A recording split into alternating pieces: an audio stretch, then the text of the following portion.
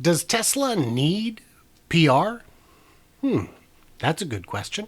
Let's talk about that. I'm Brian. Welcome to my Tesla Weekend. You are watching the condensed version, perhaps, or the live version. You're watching whichever version's on screen.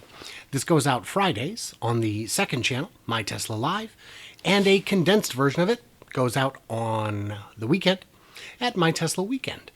The extended version has a Q&A at the end and more ums and ahs, which are complimentary. A quick thank you to my newest Patreon, Gary. Welcome aboard, Gary. I'm so glad to have you. So I don't know if you know this, but there's a little company out of California called Tesla.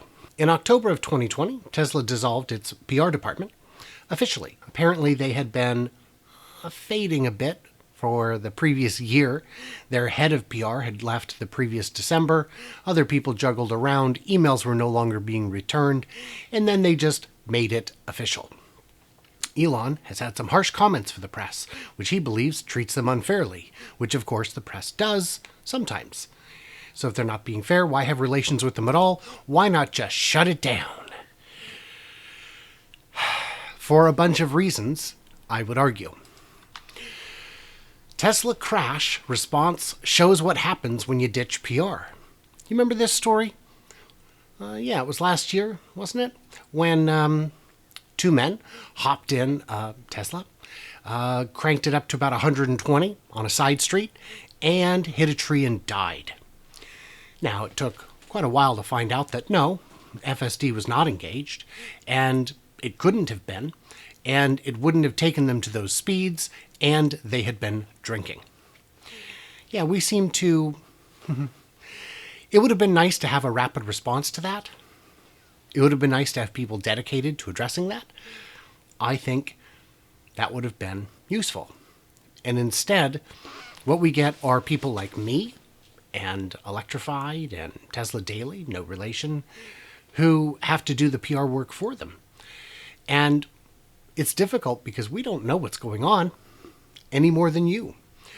We do have more insight just by the nature of following it as closely and obsessively as we do, but that's not the same thing.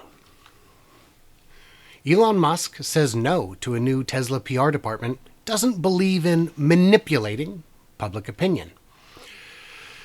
Public opinion is being manipulated. You don't have to be dishonest with your PR department. You can just correct lies. You can, please hire a PR team again. Well, I find it more helpful to read and follow individual journalists rather than publications. Yeah. Other companies spend money on advertising and manipulating public opinion. Tesla focuses on the product. I trust the people. Have you met the people? Because the people are idiots. Carlin always said, think of how dumb the average person is and realize that half of them are dumber than that. There are the misconceptions around Tesla, even among smart people, is staggering. Polestar's commercials say, we're not going to Mars because we're going to focus on Earth. Who are you talking about? There's no car company going to Mars. Do you mean SpaceX? Because what are you talking about? Now, as a PR person, I wouldn't necessarily think that needs to be responded to, but it would make for some funny opportunities. At least get a sassy Twitter bot like they have at Wendy's. She's always fun, or used to be. Now, you can always just tweet at Elon to get your satisfaction. Or you could be like Benyel Dariush. Where's my car, bro? Yeah. He had to have a press release with cameras and reporters and all that just to say, hey, man, I won the match. Where's my car? He did get his car. I don't have that kind of opportunity, and neither do you. It would be nice to have some kind of team to respond to those of us who are not winning fighters, I guess. Tesla expands legal and external relations workforce in China. Do you know what external relations means? It means PR. So Tesla does have a PR department in China.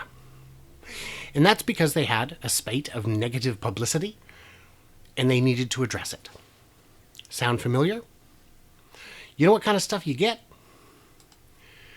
You get stuff like this. This was put out today by Tesla Greater China, the official channel. It shows accidents not happening thanks to Tesla's incredible safety measures. And then it goes on to show, we'll turn it down a little. It goes on to show actual test footage. It goes on to show actual drivers with actual experience. I made the order, official, blah, blah, blah. Yeah, great. And these people are telling their story of how Tesla's autonomy has saved them, has made their lives better and safer. Oh, that was almost an accident. The response I've seen from this on Reddit from people who are Chinese natives, Chinese nationals, is that it resonates with them. I think it's a great clip. 7.5 minutes. Who knows what it took to put together? So it's not that Tesla has a wholesale disbelief in PR, just one in the US. Tesla's Elon Musk posts data from disastrous New York Times test drive. Remember this one? It's back in what, 13, 14, 20 something? It's a very old one. Got to be a date on here somewhere. 2013. The New York Times took out a Tesla Model S and drove it until it stranded them on the highway of electrification. The only problem was the reviewer did not know that Tesla has a wealth of data being stored in these cars' logs. So they were able to see that not only did it get him to his destination, but then he had to drive circles when he got there to make it run out of juice. And yeah, of course it had to be towed away. Of course it did. And yeah, the story was fake. It was fake. And the PR department jumped all over it, addressed it, took care of it. Do you remember Tesla versus Top Gear? Their story was similar. They had already written the script that the car was going to die. But you see, Top Gear is an entertainment show, not a news show. And the case was dismissed, largely in part due to that.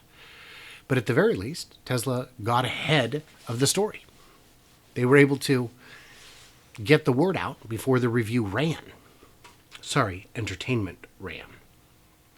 Ridiculous.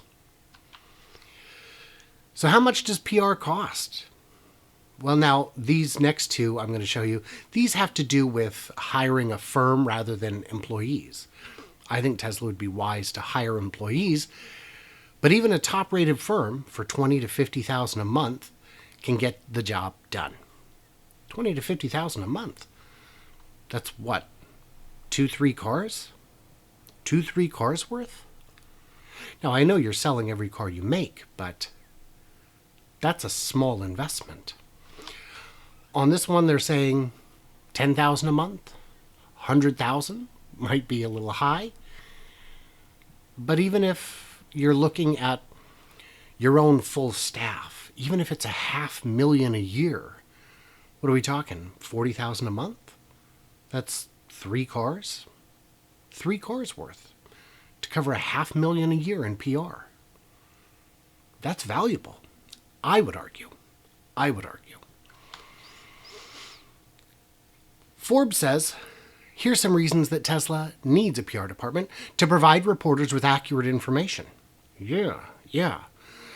To cultivate better relations with the press. You absolutely need that. Let's face it, journalists are people, and like everyone else, they have opinions, and they may run counter to the story you want to tell. Look at how favorable some reporters in the EV space become when they get a chance to go out, when they get invited to a special event. even if they have to pay their own way, it improves the attitude. And maybe that's manipulation, but everyone else is doing it. Are you going to unilaterally disarm? I mean, you can. I think that's one way of doing it. To nip negative stories in the bud. Yeah, that to me is reason number one. We've got to... The fear, uncertainty, and doubt spread by the short sellers, the fudsters, the Q-sters is powerful. And you and I can say that, well, people see through that. I spend enough time on social media to tell you, they do not. Many people do not. People are still complaining about panel gaps without ever looking at the competitors' panel gaps.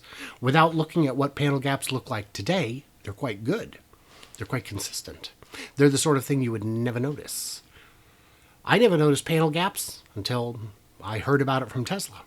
First thing I did is went out to my car, which at the time was less than 2 years old, basically new, and it has massive gaps. It's a Nissan. Are we saying Nissan doesn't know how to build cars? You can argue that. You can argue that. To prevent Musk from saying things that hurt the brand. Yeah, that's not going to happen. No amount of publicity is going to make him stop doing that. Now, well, they're fine without it because they do sell cars as fast as they can make them. Yes. Yes, but let's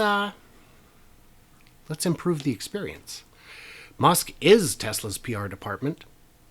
Yes. I'd like him working on things more important than some dude from Salinas having an issue with a charger port. You know, especially if he works for the LA Times, you know. I don't know. There's a lot of... Not having a PR department makes Musk and Tesla look iconoclastic, which helps the brand. I don't think anyone views it that way. I don't think certainly no reporter says, wow, thank goodness they don't have someone for me to contact to get details from a story.